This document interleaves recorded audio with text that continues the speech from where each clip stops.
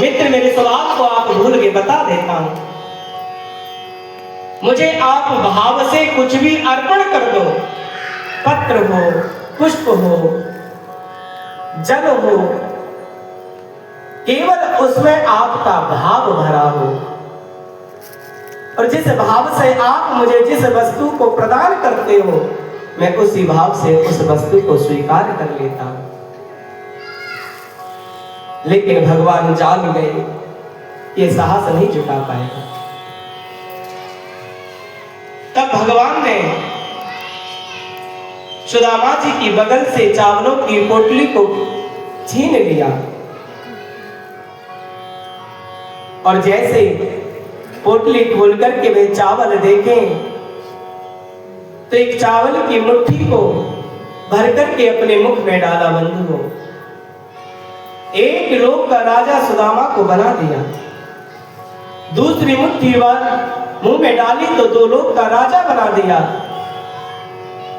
लेकिन जैसे ही तीसरी मुट्ठी चावलों की अपने मुख में डालने के लिए तैयार हुए, रुक्मिणी ने आकर के भगवान द्वारकाधीश का हाथ पकड़ लिया और कहते, भगवान, ये जो प्रसाद जो ब्राह्मण लेकर के आया है, आप अकेले मत खाओ, इस प्रसाद को हम सब में वितरण करो। हम सबको भी ब्राह्मण का प्रसाद मिलना चाहिए। भगवान रुक गए और वह प्रसाद सभी रानियों को यथा योग्य प्रदान किया। लेकिन भगवान ने सुदामा को अपने कक्ष में ले जाकर के शयन कराया कि मित्र, आप यहां शयन करें। बंधुओं, सुदामा ने भगवान से कुछ भी नहीं मांगा। प्रातः काल हुई और कहा, कृष्ण, अब हम अपने घर जाना चाहते हैं। द्वारकाधीश भगवान श्री कृष्ण ने भगवान को रोका भी नहीं। सुदामा जी ने समस्त रानियों को आशीर्वाद दिया है, और आशीर्वाद देकर के एकांत पाकर के सुशीला के वचनों को सुना दिया। सुशीला ने वचन कहे थे कि एक मास दोए पाख में दो एकादशी होए, हे प्रभु दीन दयाल जो मेरे घर नित्य प्रति एकादशी होए। ठाकुर जी ने जब यह बात सुनी तो अपने नेत्रों को बंद किया, नेत्रों से आंसू गिरने लगे, और प्रत्युत्तर सुशीला जी को दिया कि होने थी सो हो गई, अब ना ऐसी होए, भावी तेरे भवन में नित्य द्वादशी होए। द्वारकाधीश भगवान श्री कृष्ण कहते हैं, भावी जो होना था वो हो गया, अब एकादशी नहीं, अब तो द्वादशी तेरे घर में नित्य प्रति बनी रहेगी। ऐसा कहकर के सुदामा जी तो चल पड़े। मन में मनोरथ करते हैं कि क्वा हम दरिद्र पापियां, क्वा कृष्णा श्रीनिकेतना, ब्रह्म बंधुरिति स्माहं बाहुभ्यां परिरंभिता। मन में विचार करते, कुहा दरिद्र। सुदामा जी अपने आप को कहते हैं, जब मैं अपने ओर दृष्टि डालता हूं, मेरा जैसा दरिद्र, क्वा कृष्णा श्रीनिकेतना, कहां महलों में रहने वाला राजा अधिराज मेरा मित्र श्री कृष्ण। लेकिन किस प्रकार से उसने दोनों भुजा उठा करके मुझे मेरे अंक में भर लिया। ब्रह्म बंधु ऋतिस्माहम बाहुभ्याम परिरंभिता। उन्होंने किस प्रकार से मुझे अपने गले से लगाया है। सुदामा जी महाराज सराहना करते हुए अपने घर को जा रहे हैं। लेकिन जैसे ही अपने घर के नजदीक पहुंचे तो क्या देखते हैं, जैसे दिव्य भवन द्वारका में बने हुए थे वैसे दिव्य भवन आज सुदामा जी के नगर में बने हैं। उनको देख करके सुदामा जी चौंक गए कि यहां तो मेरी कुटिया थी, आज इतने दिव्य भवन यहां। लेकिन जैसे द्वारपालों ने जय जयकार लगाई और सुदामा जी ने पूछा, भैया यहां पर मेरी झोंपड़ी थी, ये महल किसके हैं? तो द्वारपालों ने कहा, अरे भाई ये सुदामा नाम के ब्राह्मण के घर हैं। सुदामा नाम के? तो सुदामा जी विचार करते हैं एक नाम के दो व्यक्ति भी हो सकते हैं, लेकिन तुम्हारे महाराज कहाँ हैं? बोले हमने भी नहीं देखा, हमारे सुदामा नाम के जो महाराज हैं वो द्वारका गए हैं। लेकिन जब इन दोनों बातों को सुशीला ने सुना और पहचान गई और कहती हैं जल्दी से आरती की थाली तैयार करो, यही तो मेरे महाराज हैं, ये मेरे पति हैं। और दौड़ करके सुशीला जी आरती की थाली लेकर के आई हैं। और सुदामा ने जैसे ही सुशीला को देखा और कहते, देवी ये सब, कहते हैं उसको देते हुए किसी ने नहीं देखा, मगर झोली भरी देखी है। उसको देते हुए किसी ने नहीं देखा, मगर झोली भर जाती है। तो भगवान द्वारकाधीश ने सुदामापुरी का निर्माण कर दिया और सुदामा जी ने भगवान का चिंतन किया कि प्रभु आपने हमारे लिए इतने कष्ट क्यों उठाए, कि क्वा हम दरिद्र पापियान क्वा कृष्णा श्रीनिकेतना।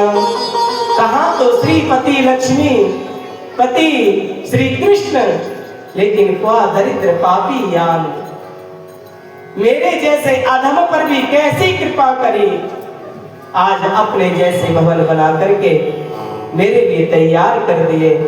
बंधुओं, भगवान ने सुदामा के लिए सुदामापुरी का निर्माण तो किया, लेकिन सुदामा ने स्वीकार करके और सुदामापुरी को मत्था टेक करके वे जंगल में भगवान का भजन करने के लिए चले गए।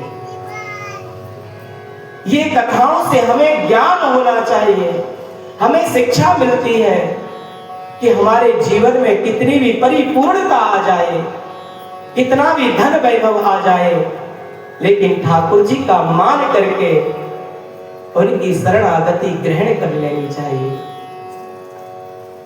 ये सुदामा जी ने हम लोगों को शिक्षा प्रदान करी है। सुख और दुख में एक से रहते हैं। बोले द्वारकाधीश भगवान की जय। द्वारकाधीश भगवान श्री कृष्ण अपनी सुधर्मा सभा में विराजमान है। कुरुक्षेत्र में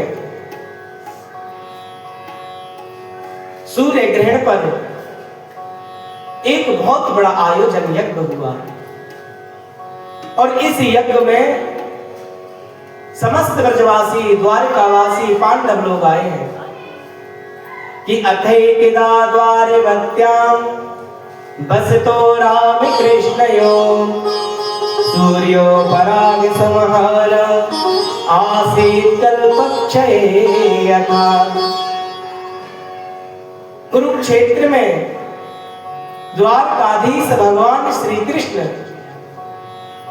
ब्रजवासियों से मिले हैं, मैया यशोदा से मिले हैं, नंद बाबा से मिले हैं और बड़ा ही आनंद भगवान ने ब्रजवासियों को प्रदान किया है। राधा रानी से मिले हैं और समस्त ब्रजवासी द्वारका की पटरानियों से मिले हैं।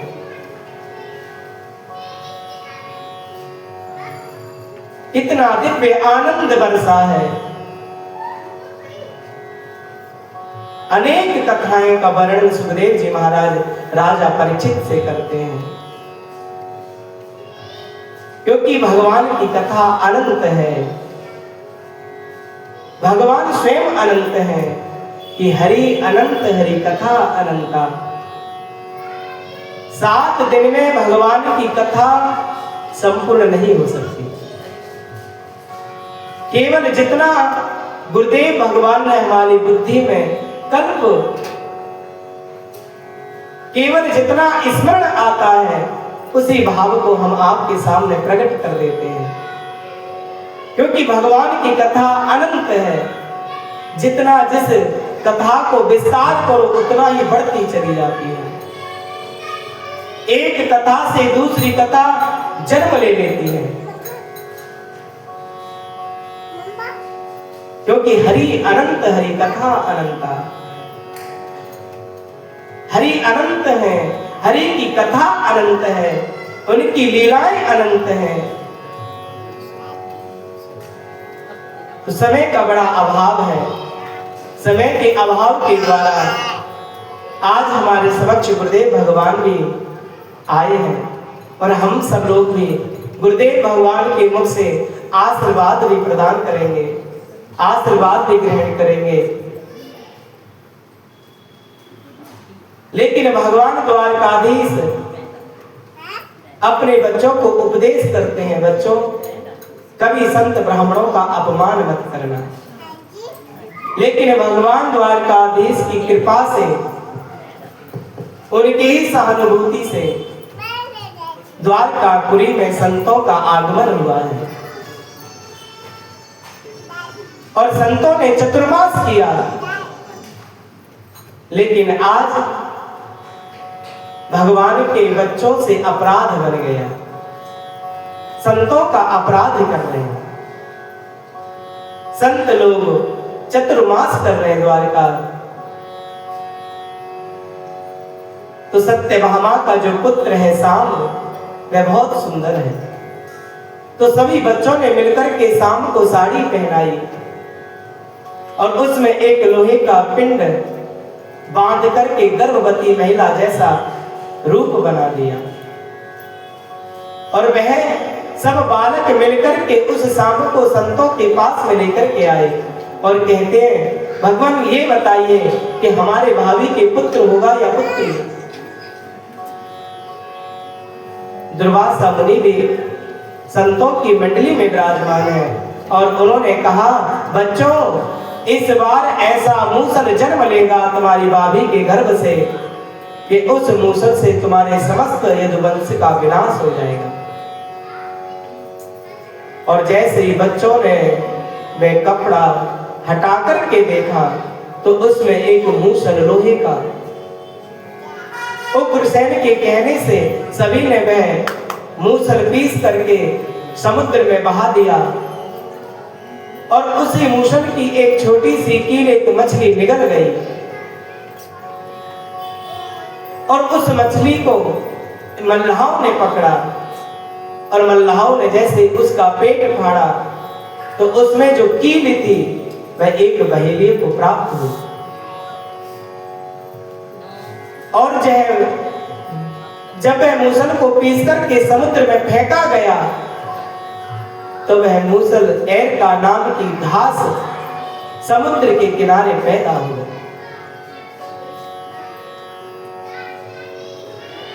उग्रसेन ने कहा, बच्चों तुमने बहुत बड़ा अपराध किया है, तुम्हें ऐसा अपराध नहीं करना चाहिए। संत और ब्राह्मणों से भगवान कितना प्रेम करते हैं। एक बार नारद जी महाराज द्वारका में आए। भगवान श्री कृष्ण ने आज नारद जी से कहा, नारद जी आज मेरे पिता को कुछ उपदेश करो। तो यहाँ पर नारद जी महाराज ने बड़ा विलक्षण उपदेश किया है। और वसुदेव जी ने पूछा भी कि दुर्लभो मानसो देहो देहि राम क्षणभंगुरा तत्रापि दुर्लभम मन्ये वैकुंठ प्रिय दर्शनम। वसुदेव जी कहते हैं भगवान, पहले तो इस शरीर का मिलना भी बड़ा दुर्लभ है, और ये शरीर मिल गया तो इस शरीर को पा करके भी ये गारंटी नहीं है कि हम भगवान का भजन कर सकेंगे, क्योंकि शरीर क्षणभंगुर है, इसका कुछ भी पता नहीं कब नष्ट हो जाए। और यदि भगवान के चरणों में शरीर लग भी गया तो वैकुंठम योगी दुर्लभम, फिर वैकुंठ नाथ के दर्शन भी सहजता से जिनको प्राप्त होते हैं। तब नारद जी महाराज ने नव योगीश्वरों के माध्यम से वसुदेव जी महाराज को नव योगीश्वरों का चरित्र सुनाया है। वसुदेव जी कि मन्ये कुतश्चित् भय अच्युतस्य पादाम्बुजोपासन पत्र नित्यम् उद्विग्न बुद्धेरसदा प्रभावात् विश्वात्मनाय प्रतिवर्तते। देखो ये जन्म मरण हानि लाभ अपयश सब ये विधि के हाथ में है, लेकिन ये मन ही हमारे बंधन और मोक्ष का कारण है। यदि मन ने मान लिया बंधन है तो हम बंध जाते हैं, और मन ही भगवान की तरफ चल पड़े तो भगवान के द्वारा बताए गए, जो संत महापुरुषों के द्वारा बताए गए मार्ग पर चल करके यह मन मुक्ति को प्राप्त कर लेता है। ये मन ही हमारे बंधन और मुक्ति का कारण है।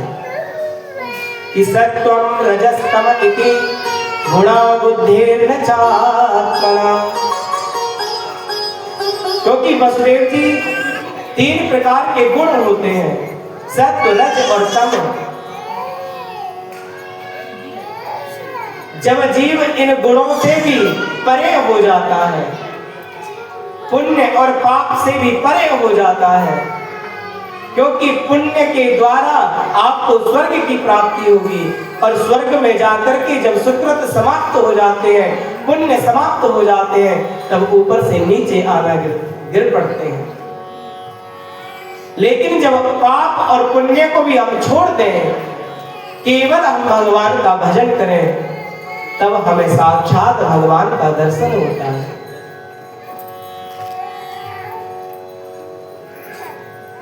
भगवान द्वारकाधीश मन में विचार किया कि यदि वंशियों को ब्राह्मणों का साप मिल गया, अब हमें भी लीला संवरण करके अपने धाम को जाना चाहिए। इधर बलराम जी को जब पता चला कि भगवान अपनी लीला का स्मरण करके अब जाना चाहते हैं, तो बलराम जी शेष रूप में परिणित हो गए और अपने धाम को क्षीर सागर में चले गए। बोल बलराम जी महाराज की जय। लेकिन द्वारकाधीश भगवान श्री कृष्ण उद्धव और अर्जुन को लेकर के समुद्र के किनारे गए हैं, और वहां पर बैठकर के उद्धव को बड़ा दिव्य ज्ञान का उपदेश दिया है। उस उपदेश को सुनकर मैत्रेय मुनि ने सुना है और उद्धव ने सुना है, और उद्धव से कहा, उद्धव अब हम अपने धाम को जाना चाहते हैं, और तुम इन मेरी पादुका को लेकर के बद्री विशाल में जाकर के रख देना, और तुम्हारे साथ समस्त भारतीय मेरी आराधना करेंगे। तो आज भी बद्री विशाल में भगवान की पादुकाएं विराजमान है, जो हम समस्त भारतीय भगवान का दर्शन करने के लिए बद्री विशाल जाते हैं। और मैत्रेय मुनि से कहा, जो तुमने उपदेश सुना है, यह उपदेश मेरे प्यारे भक्त विदुर को सुना देना। और अर्जुन से कहा, अब हम अपनी लीला का संवरण करके परम धाम जा रहे हैं, अब समस्त पटरानियों को लेकर के, वसुदेव और देवकी को लेकर के आप सीधे श्री धाम वृंदावन जाओ। वहां गोपियों का संग करेंगे और इन्हें मेरे स्वरूप का ज्ञान होगा। अर्जुन तो उधर पटरानियों को लेकर के जैसे मार्ग में जा रहे थे, उसी समय बहेलियों ने अर्जुन से भगवान की पटरानियों को छीन लिया और वह बहेलिए भगवान की पटरानी को लेकर के भगवान के धाम को चला गया और अर्जुन सीधे इंद्रप्रस्थ आए हैं। और युधिष्ठिर जी महाराज ने पूछा, अर्जुन तुम इतने दिन बाद द्वारका से आए हो, द्वारका में सब सकुशल तो है? पर लेकिन अर्जुन कहते हैं कि वंचितो हम महाराजा हरिणा बंधु रूपिणा। भैया आज हम प्यारे प्रभु की कृपा से वंचित रह गए। अर्जुन वही, मेरा गांडीव भी वही।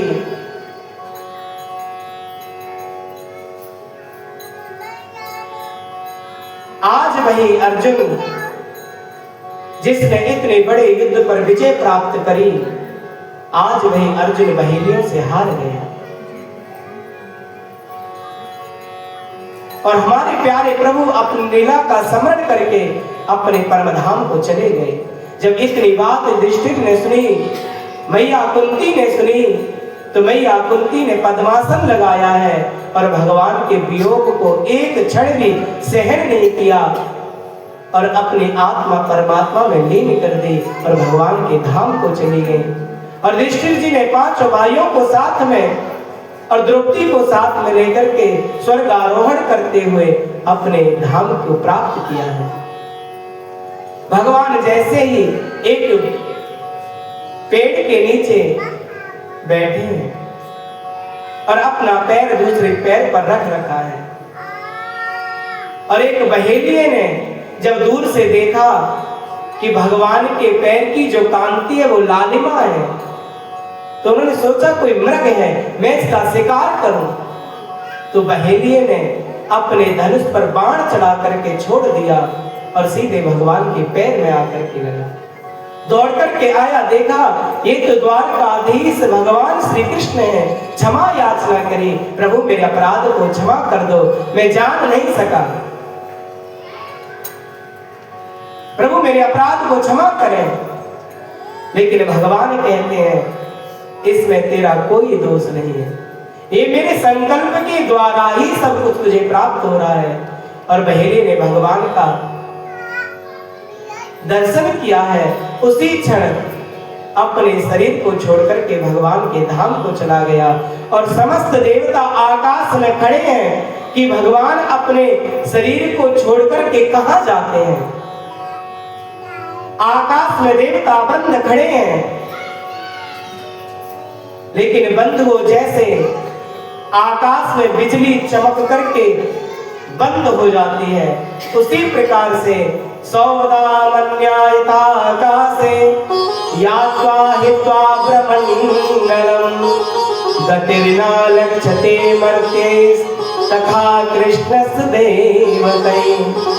परीक्षित जैसे आकाश में बिजली चमक करके समाप्त हो जाती है, उसी प्रकार से भगवान के शरीर से एक दिव्य तेज पुंज निकला। वह दिव्य तेज पुंज देवताओं को देखते देखते श्रीमद् भागवत महापुराण में आकर के समाहित हो गया। बोल भागवत महापुराण की जय। तो तेने यम वांगमयी मूर्ति प्रत्यक्षा वर्तते हरे। ये भागवत जो पुराण है, ये कोई कहानी नहीं है, ये कोई पोथी नहीं है, ये कोई ग्रंथ नहीं है, इसमें साक्षात भगवान श्री हरि विराजमान है। इसके शब्द शब्द में गोविंद की कोमलता समाई हुई है। श्रीमद् भागवत महापुराण एक ऐसा ग्रंथ है जो मुक्ति देने की जो गर्जना करती है कि जो जीव इस भागवत की शरण में आ जाएगा, ये भागवत रूपी भगवान उसको मुक्ति प्रदान कर देंगे। कि श्रीमद् भागवतां शास्त्रम मुक्ति दानेन गर्जति, गर्जना करती है कि जो जीव मेरी शरण में आ गया मैं उसको मुक्ति प्रदान कर दूंगी।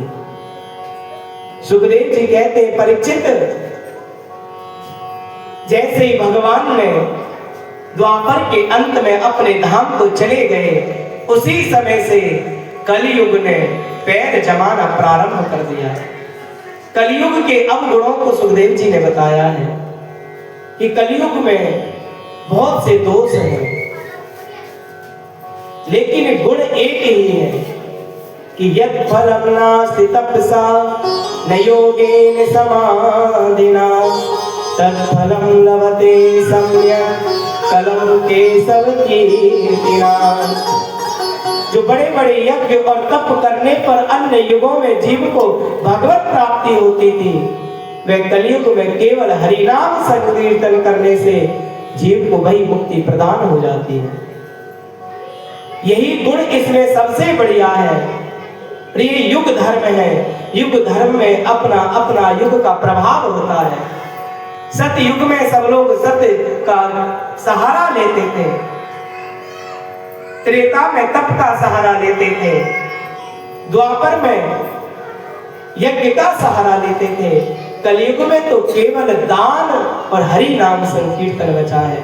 जिस दिन हमने दान देना बंद कर दिया, हरि नाम संकीर्तन करना बंद कर दिया, उस दिन उसी समय समझ लेना चाहिए कि हमारे ऊपर कलयुग का प्रभाव है। कलयुग ने हमारे ऊपर प्रभाव डाल दिया। कलयुग के अनेक दोष और गुण का बखान यहाँ पर सुखदेव जी महाराज ने किया है और कहते हैं परीक्षित अब क्या सुनना चाहते हो। और परीक्षित जी महाराज ने कहा गुरुदेव, आपके मुख से जो भगवान की कथा विगलित हुई थी, इसको सुनकर के मेरी आत्मा तृप्त हुई है और अब आप जाना चाहते हो। जब आप जाओगे तभी तो मैं मरूंगा। सुखदेव जी ने डांट दिया, अरे परीक्षित, भागवत सुनने के बाद भी तुम अब ये कह रहे हो कि मैं मरूंगा। इस पशु बुद्धि का तुम त्याग कर दो कि पंचात्मकेषु भूतेषु, ये पंच तत्वों से बना हुआ जो शरीर है वह केवल घटाकाश जो बना है वही नष्ट होता है। ये पंचभूत नष्ट नहीं होते। पृथ्वी में जाकर के मिल जाती है, अग्नि में जाकर के मिल जाती है, जल में जाकर के मिल जाता है, वायु में जाकर के मिल जाती है। ना कोई आया ना कोई गया। और जो आत्मा इस शरीर में निवास करती है उसका कोई जन्म मरण नहीं होता। वह निर्वयव तत्व है, वह अविनाशी है, अचेतन है, वह कभी नष्ट नहीं होती। और जो नष्ट होता है वह हमारा था ही नहीं। केवल हम अपने शरीर का ही त्याग करते हैं। जो घटाकाश हमें दिखाई दे रहा है, जैसे एक कुम्हार मिट्टी के बर्तन बनाता है, चाहे वह कुल्हड़ बनाए, चाहे वह सुराही बनाए, मटका बनाए, और जब उनका निर्माण करता है तो घटाकाश अपने आप आ जाता है। सब मिट्टी के बने हुए हैं, लेकिन किसी ने डंडा मार करके उनको तोड़ दिया तो मिट्टी मिट्टी में मिल गई। जो आकार जो दिखाई दे रहा था वह आकाश में चला गया। ना कोई आया ना कोई गया। अहम परमं धाम अहम परमं तपा अहम वैष्णवो नाम अहम परमान् ज्ञानम्। हे परीक्षित, तुम भागवत को सुनकर के भी ये कहते हो मैं मरूंगा। इस पशु बुद्धि का त्याग कर दो। ना कोई आया ना कोई गया। ये आत्मा अविनाशी है, चेतन है, इसका कभी विनाश नहीं होता। और जो मरता है उसको हम और आप रोक नहीं सकते। वह केवल हमारे शरीर होते हैं। वह नश्वर है, नाशवान है। एक ना एक दिन हमें और आपको छोड़ करके जाना है। और जो कभी मरता ही नहीं वह आत्मा है।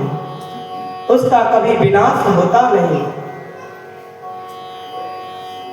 अब तो परीक्षित जी हाथ जोड़कर के कहते, गुरुदेव अनुग्रह तो उसने, आपने बड़ा ही अनुग्रह करके मुझे पर कृपा कर दी।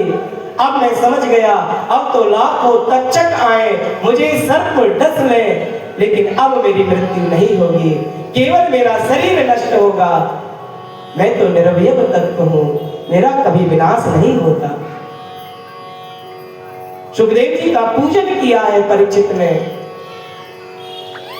और सुखदेव जी ने परीक्षित को आशीर्वाद दिया और देकर के चल पड़े। बोले सुखदेव भगवान की जय। आइए हम सभी लोग गुरुदेव भगवान के मुखारविंद से कुछ आशीर्वाद प्रवचन हम सभी लोग श्रवण करें। उसके बाद भगवान की महिमा और भागवत की महिमा का हम लोग श्रवण करेंगे, क्योंकि हमारी इतनी बुद्धि नहीं है कि जो भगवान की कथा का गान कर सके, लेकिन गुरुदेव ने जितना सिखाया है अपनी इस अल्पज्ञ बुद्धि से आपको सुनाने का प्रयास करते हैं, क्योंकि हमें इतना ज्ञान नहीं है कि जो भगवान की कथा का गान कर सके। लेकिन गुरुदेव भगवान की कृपा है कि पंगुम लंघयते गिरिं मूकम करोति वाचालम। गुरुदेव की कृपा तो गूंगे को भी वाचाल बना देती है। मुझ जैसे प्राणी पर भी गुरुदेव की कृपा हुई है। मैं तो कुछ भी नहीं जानता, लेकिन गुरुदेव ने प्रेरणा करके जो भी अपने ज्ञान के द्वारा हमारी बुद्धि में उतारा। हम तो अज्ञानी हैं, गुरुदेव के ज्ञान को कभी अपनी बुद्धि में बिठा नहीं सकते, लेकिन भगवान की प्रेरणा से जितना भी हमारे गुरुदेव ने ज्ञान तो अनंत दिया है, लेकिन बुद्धि में वह अल्प ज्ञान के द्वारा आपको भगवान की कथा सुना रहे हैं। हमें कोई सामर्थ्य नहीं है, ये तो गुरुदेव भगवान की कृपा है जो आज आप सभी लोग बैठकर के भागवत की कथा को श्रवण कर रहे हैं। तो आइए ऐसे गुरुदेव हमारे सामने विराजमान हैं, हम इनके मुखारविंद से भगवान की कुछ चर्चा को सुने। बोले भागवत महापुराण की जय, सुखदेव जी महाराज की जय, सदगुरुदेव भगवान की